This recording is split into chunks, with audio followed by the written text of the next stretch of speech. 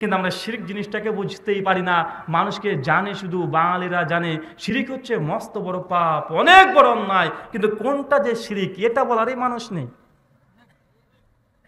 নচেত মুসলমানের বাচ্চা টিয়া পাখির কাছে যায়, টিয়া পাখির কাছে গিয়ে বলছে, টিয়া পাখি হাত তুলে দিয়েছে, দেখ আমার হাত দেখ।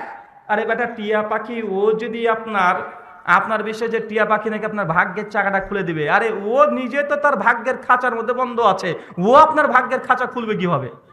এতটুকু বুঝেন না? আপনাদেরকে ভাগ্যের খাঁচাটা খুলে দেবে টিয়া পাখি, হচ্ছে নিজে খাঁচাতে আটকে পড়ে আছে বেচারা, আর আপনার ভাগ্যের খাঁচা খুলে দিবে, এটা বিশ্বাস করেন কিভাবে? মুসলিম আমরা, মানুষ আমরা, খয়রা উম্মাহ, আশরাফুল মাখলুকাত, আমরা একটা বিড়ালের বাচ্চা আছে, বিড়ালের বাচ্চার কাছে হেরে যায়। রাস্তাতে গাড়ি চলে যাচ্ছেন, মাঝখান থেকে একটা বিড়াল চলে গেছে, কষে একটা ব্রেক মেরেছেন, কি সামনে আর যাওয়া যাবে না, কেন? গেলে নাকি অ্যাক্সিডেন্ট হবে। কেন? কারণ আপনি মনে করছেন সামনে গেলে অ্যাক্সিডেন্ট হবে। ভাই বলুন তো, বিড়ালের বাচ্চা ও কি ভবিষ্যৎ জানে? তো আপনি কেন থেমে গেলেন? আপনি বুঝতে পারছেন যে আপনি বিড়ালকে দেখে গাড়িটা ব্রেক মেরেছেন, মানে তার মানে আপনি মনে করছেন এখন সামনে গেলে অ্যাক্সিডেন্ট ঘটে যাবে, তো এই অ্যাক্সিডেন্ট ঘটবে বিড়ালকে দেখে। আপনি বুঝে নিলেন বিড়াল কি ভবিষ্যৎ দেখতে পায়? আলমুল গায়েব তো আল্লাহ সুবহানাহু ওয়া তাআলা। আপনি বিড়ালের বাচ্চাকে আল্লাহর এই গায়েব অদৃশ্যের খবরটা তাকে অংশী দিয়েছেন, এটা আল্লাহর জ্ঞান ইলমের সঙ্গে বিড়ালকে তুলনা করেছেন, এটা এক ধরনের শিরক। কথাকে আমার বুঝতে পারছেন ভাই? আপনাকে বোঝাতে পারছি না আমরা এই কথাগুলো, যে এগুলো ছোট ছোট বিষয় হলেও কত বড় অন্যায়। আরে ছোট্ট শিরক, আর 100 মেয়ের সঙ্গে জেনা করা, এর চাইতেও ছোট্ট একটা শিরক হচ্ছে আরো ভয়ঙ্কর। একজন ব্যক্তি 100 জন মেয়েকে জেনা করেছে, জেনা করে মৃত্যুবরণ করে গেছে। একজন লোক 1 কোটি টাকা ঘুষ খেয়েছে, মারা গেছে। একজন ব্যক্তি কোটি কোটি টাকা সে সুদের টাকা খেয়েছে, লোকটা মারা গেছে। আর একজন ব্যক্তি শিরক করেছে, ছোট্ট একটা শিরক করেছে। কে বড় অপরাধী, কে বড় পাপী বলেন তো ভাই? যে ব্যক্তি শিরক করেছে এই ব্যক্তির চেয়ে বড় পাপী যে ঘুষ খেয়েছে, জেনা করেছে, ধর্ষণ করেছে, খুন করেছে, এই ব্যক্তির তুলনায়। কিন্তু আপনি জানেন এগুলো শিরক, কিন্তু কোনগুলো শিরক জানেন না। অনবরত প্রতিদিন আপনি শিরক করছেন কি করছেন না? আপনি কন্টিনিউয়াসলি শিরক করে চলেছেন। মাঠে চলে যাবেন সকালবেলাতে, কৃষক বন্ধুরা তারা শিরক করে কিভাবে? ওই যে যখন বিশেষ করে হাল দেয়, কি দেয় আপনাদের এখানে? ওই যে ট্রাক্টর আছে, ট্রাক্টরের পেছনে ওটাকে কি বলে? মই দেওয়া। সকালবেলায় যখন আপনি গাড়ি চালাচ্ছেন, আগে ওটাকে প্রণাম করছেন। আপনি হিন্দুর বাচ্চা বা আছে না নাই, কথা বলেন? ও আগে প্রণাম করছে, মানে ওখান থেকে প্রণাম করে বরকত হাসিল করার চেষ্টা করছে। আরে বরকত তো আল্লাহ দেবে, আপনি ওই একটা জড় পদার্থ লোহার টুকরোকে আপনি কেন প্রণাম করছেন?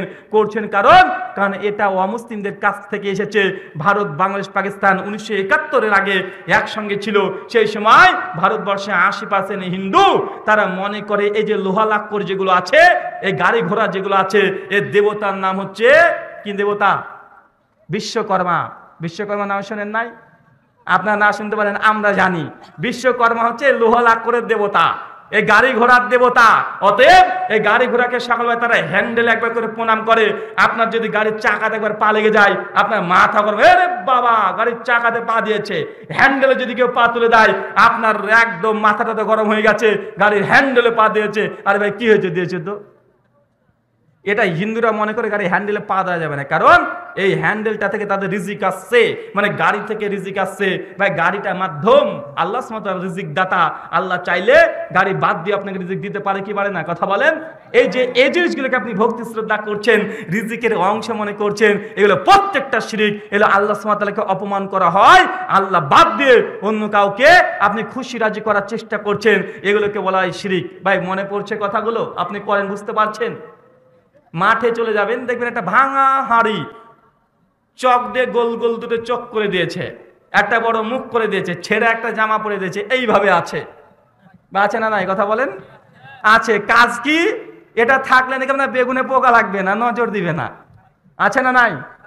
আরেকটা আছে কাক তাড়োয়া। কাক যদি তাড়ায় সত্যি ঠিক আছে, যে কাক দেখে ভয়ে পালিয়ে গেছে, ঠিক আছে। কিন্তু ওই দ্বিতীয় কারণটা যদি হয় যে এটা আছে মানে এখন আপনার নজর লাগবে না, ফসল বেশি হবে।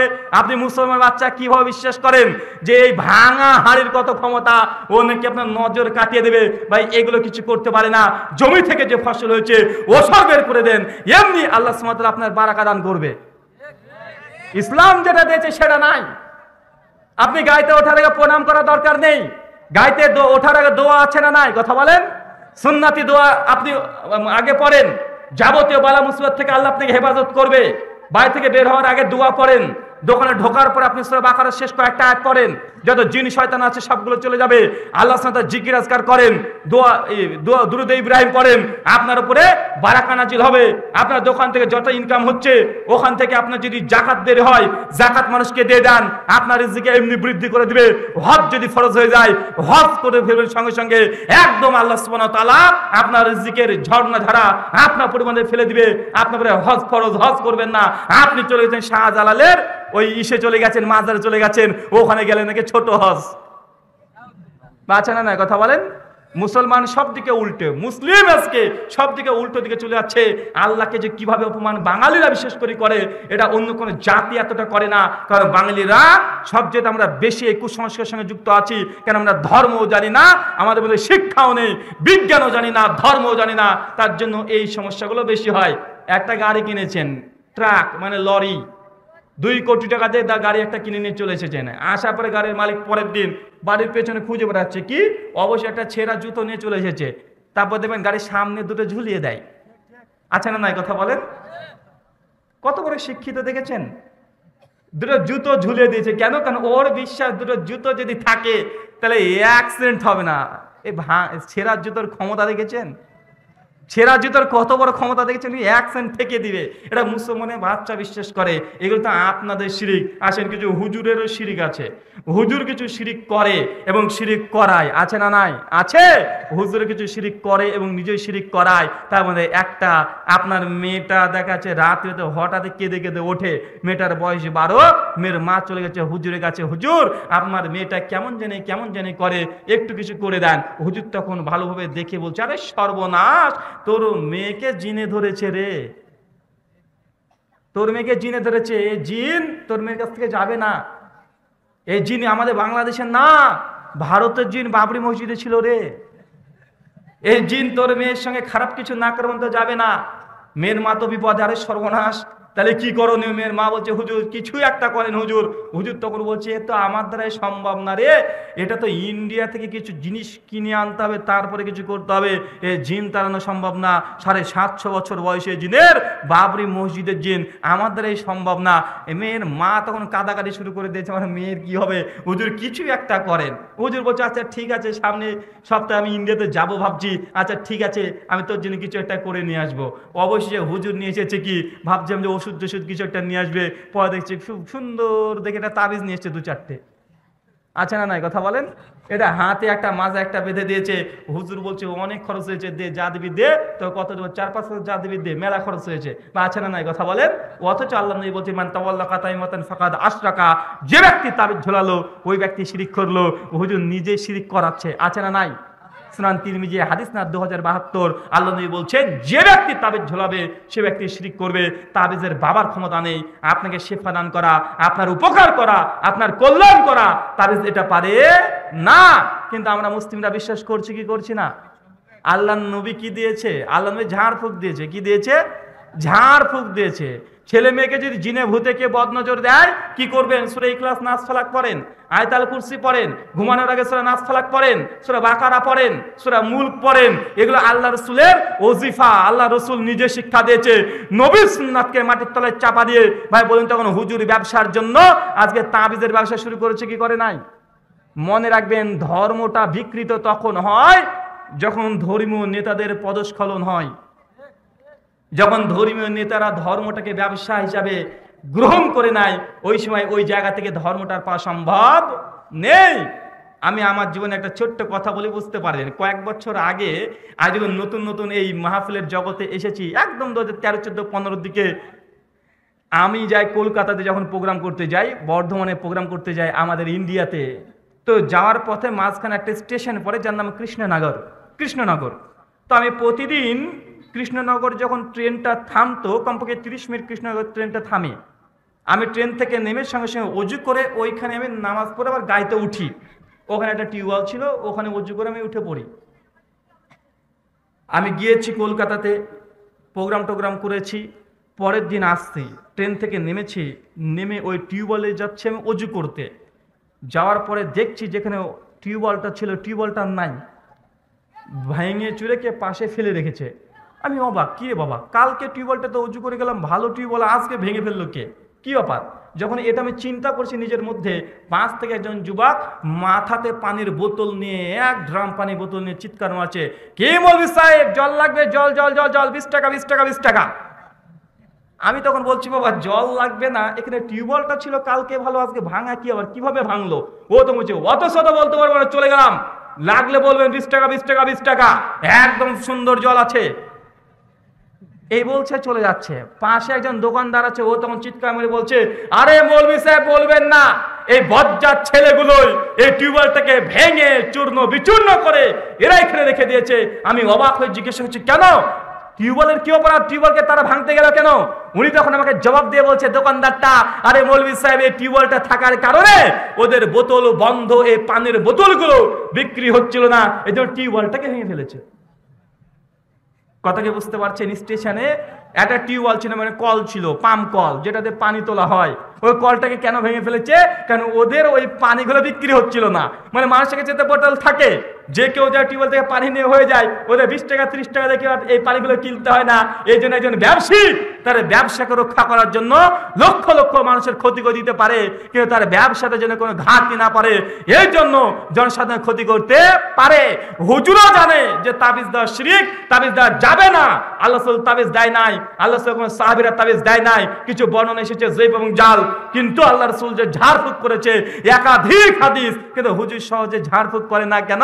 কেন ঝাড়ফুঁক করে কি 1000 টাকা নিয়ে সম্ভব? কথা বলেন। হুজুরকে বলছেন, হুজুর আমার মেয়ের জন্য কি কি হয়েছে?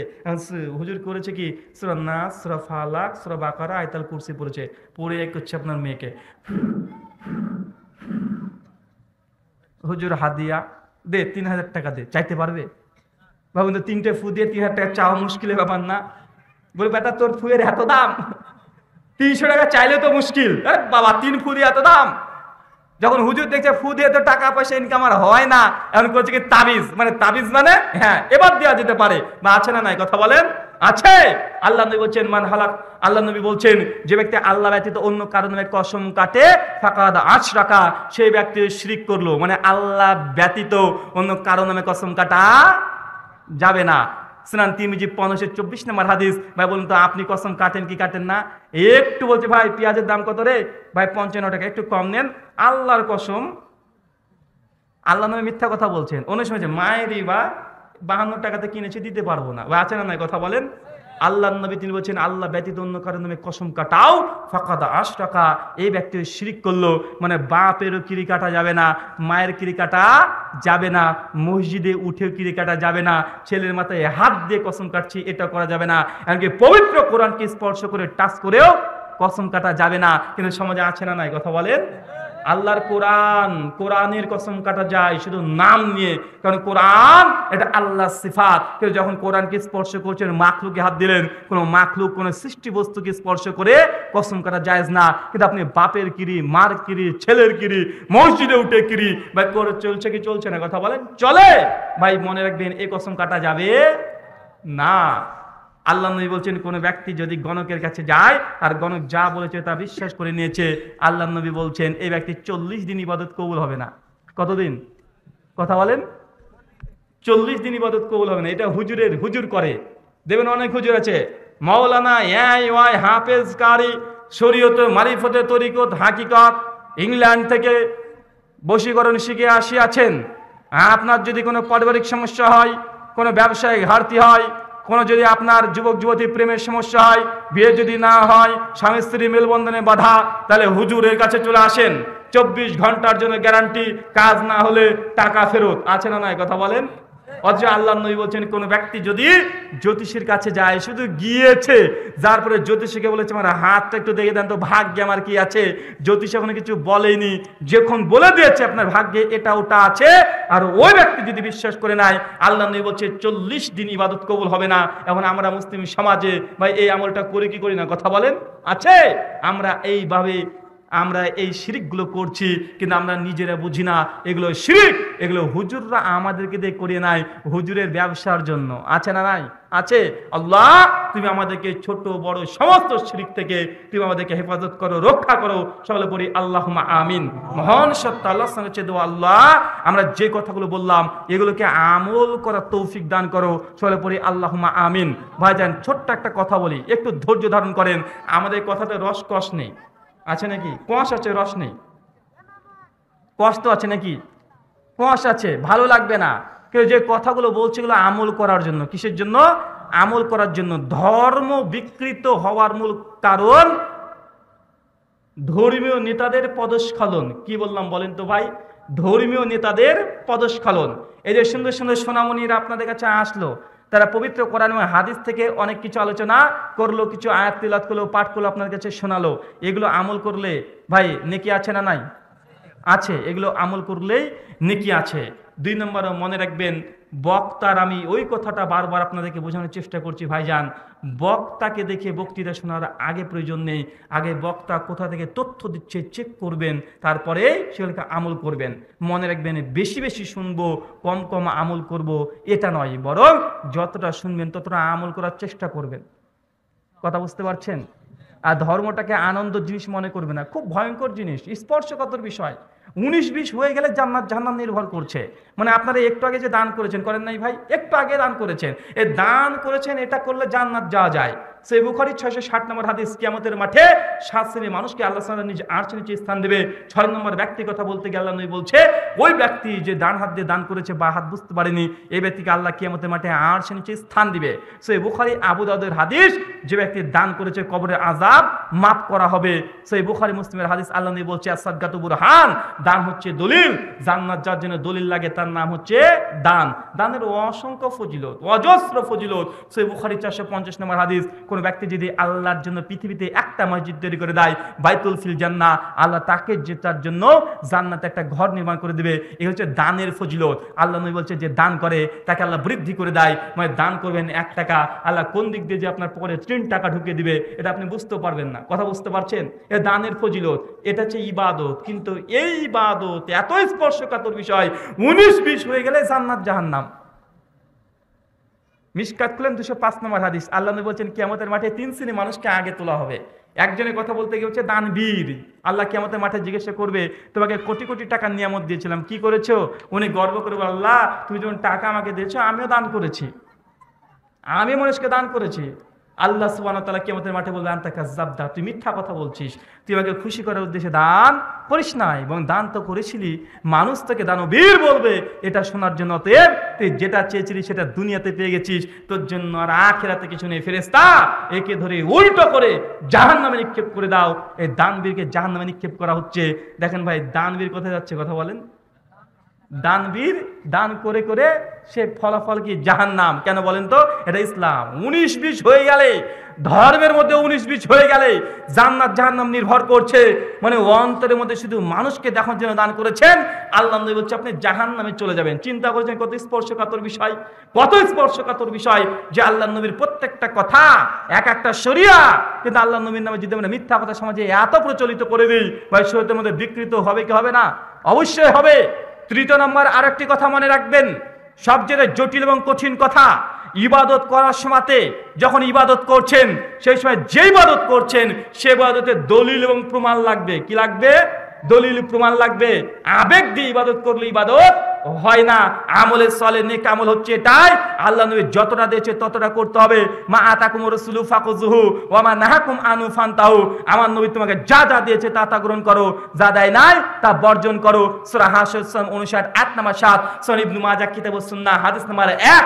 আল্লাহ নবী এবং আল্লাহ দুজনেই বলছেন, নবী যা দিয়েছে তা গ্রহণ করতে হবে, যা দেয় নাই ওটা তাকানোরও জরুরত নেই। এটা ভালো আমল না খারাপ আমল, এটা দেখার দরকার নেই। নবী সালাম ফেরানোর পরে তিনি জিকির আজকার দিয়েছে, সম্মিলিত মুনাজাত। আপনার কাছে মিষ্টি লাগতে পারে, নবী দেয় নাই, করা যাবে না। কথা বুঝতে পারছেন? আল্লাহ নবী বলছেন, মানে আমিলা আমালা লাইসা আলাইহি আমরুনা ফাহুয়া রাদ। কোন ব্যক্তি এমন কোন আমল করলো যে আমলটা আমার নবী বলে নাই, করে নাই, অনুমোদন দেয় নাই, ফাহুয়া রাদ। নবী বলছে যে ব্যক্তি এমন কোন ইবাদত করবে যেটা আমার নাই, আমার আদেশ নেই, আমি বলি নাই, করি নাই, অনুমোদন দিই নাই, ফাহুয়া রাদ, সেটা বাতিল। যত ভালো আমল হোক না কেন সে আমলটা আপনি আমল হিসাবে নিজে আমল করতে পারবেন না। সুনান সহিহ মুসলিম হাদিস না 1718, সহিহ বুখারী হাদিস না 2696 এবং 97। তার মানে আপনাকে বুঝতে হবে ইবাদত করার আগে আপনাকে দেখতে হবে আল্লাহ নবী সেটা করেছে কি করে নাই। ভাই কথা দুটো কি বুঝতে পারলেন? এই দুটো জিনিস যদি বুঝে যান, ইনশাআল্লাহ সমাজের মধ্যে যত কুসংস্কার আছে আর যত বিদাতি আমল আছে সবগুলোকে উৎখাত করা সম্ভব, সবগুলোকে উৎখাত করা সম্ভব। শুধু ও ব্যক্তি হওয়া যাবে না, জ্ঞানের দিকে হোক, ইলমের দিক থেকে হোক, রিজিকের দিক থেকে হোক, আপনার হওয়া যাবে না। মিশকাত হাদিস নাম্বার 5300 শেষ অংশটুকু পড়বেন। আল্লাহ নবী বলছেন দুটো জিনিস মানুষকে তেড়ে বেড়ায়, খুঁজে খুঁজে বেড়ায়, ধরবে দুটো জিনিস সব সময় তার চেয়ে আপনাকে তাড়া করছে। পুলিশ যেমন চোরকে তাড়ে, ওইভাবে দুটো জিনিস আপনাকে তাড়া করছে। এক নম্বর হচ্ছে মৃত্যু। কি জিনিস বলেন তো ভাই? মৃত্যু মানুষকে খুঁজে বেড়ায়, যেখানে লুকিয়ে থাকেন না কেন আপনাকে মৃত্যু ধরবে কি ধরবে না? ধরবেই, যেখানে যান মৃত্যু আপনাকে পেয়ে যাবে। আর এক নাম্বার হচ্ছে রিজিক। কি বললাম? রিজিক মানে আপনি যে কত টাকা রোজগার করবেন এটা একদম অবধারিত। আপনি কত কোটি টাকা ইনকাম করবেন এটা আল্লাহ লিখে রেখেছে। টাকা পয়সা আপনাকে তাড়ছে, আপনি যদি মনে করেন যে না আপনি তাড়াতাড়ি অতি দ্রুত টাকা পয়সা রোজগার করবেন, এটা সম্ভব নয়। মৃত্যু যেমন মানুষকে খুঁজে বেড়ায়, রিজিক টাকা পয়সা আপনাকে খুঁজে বেড়ায়। টাকা পয়সা ঠিক আপনার কাছে আসবে, আপনি যদি হালাল পথ গ্রহণ করেন আপনার কাছে আসবে।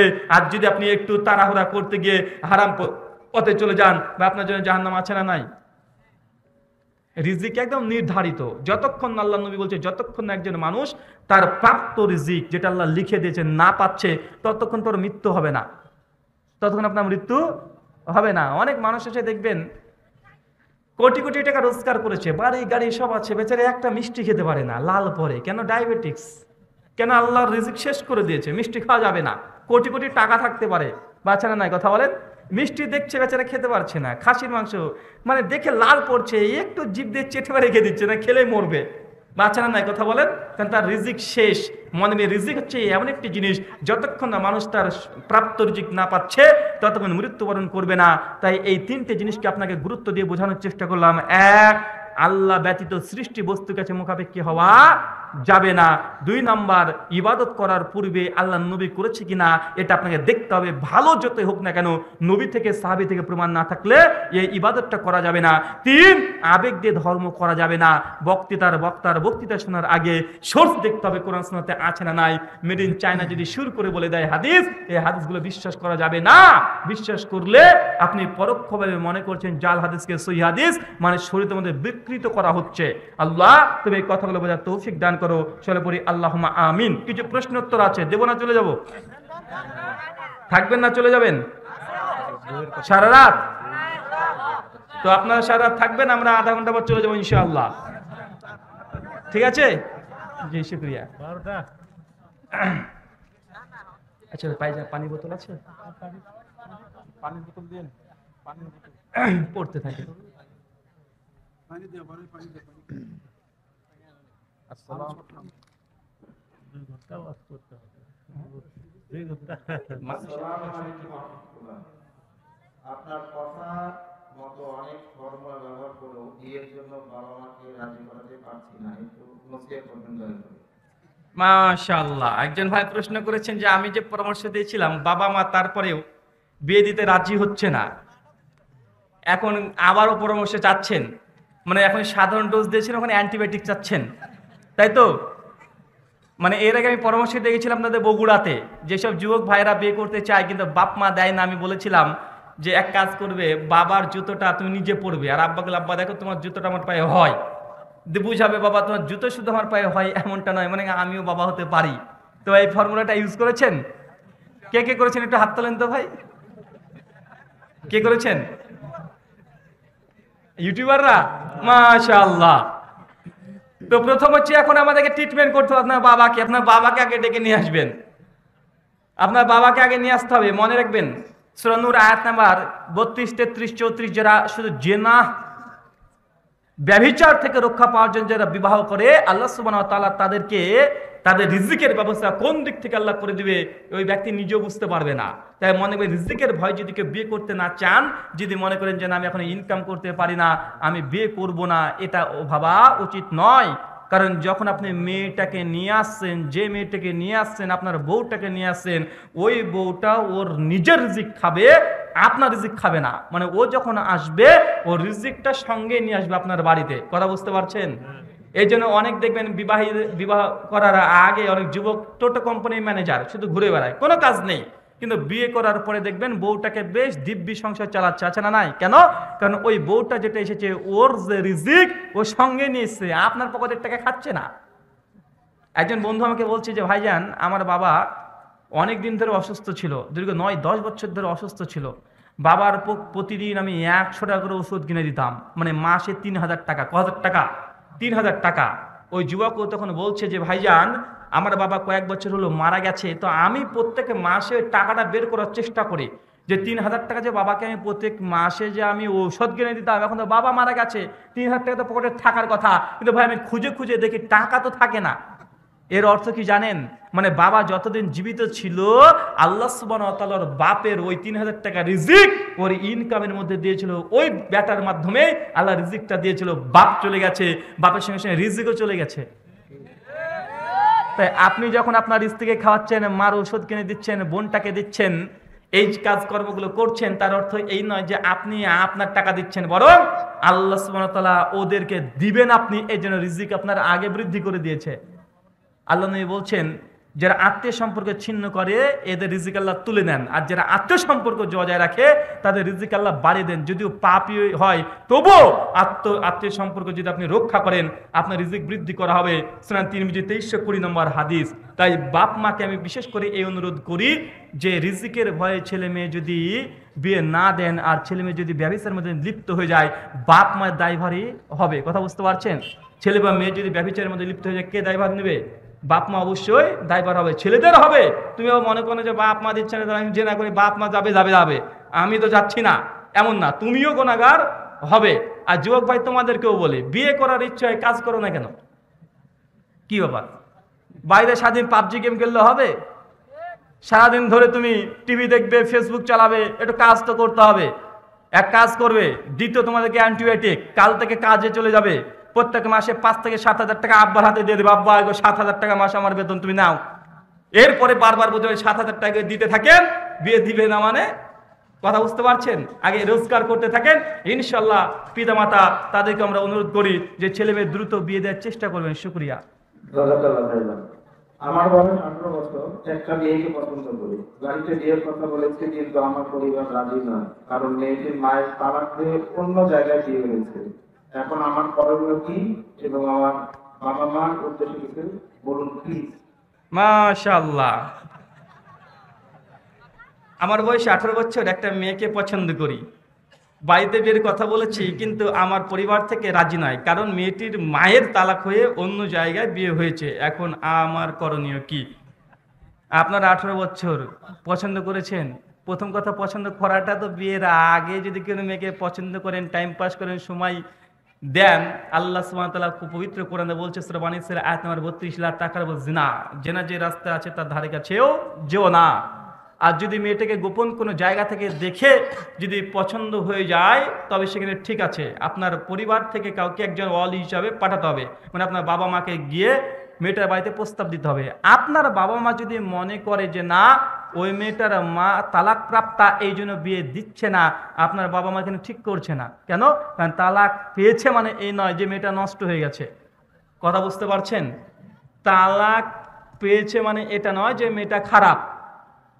আমি একটা কথা যুবকদেরকে আরেক কথা বাড়িয়ে বলি, মনে রাখবে, যে কোনো তালাক প্রাপ্তা মেয়েকে বিয়ে করা বর্তমান আমাদের এই যে ইউনিভার্সিটিতে যেসব মেয়েরা আছে, এই মেয়েদের চাইতে তালাকপ্রাপ্ত ধার্মিক মেয়ে বেশি ভালো।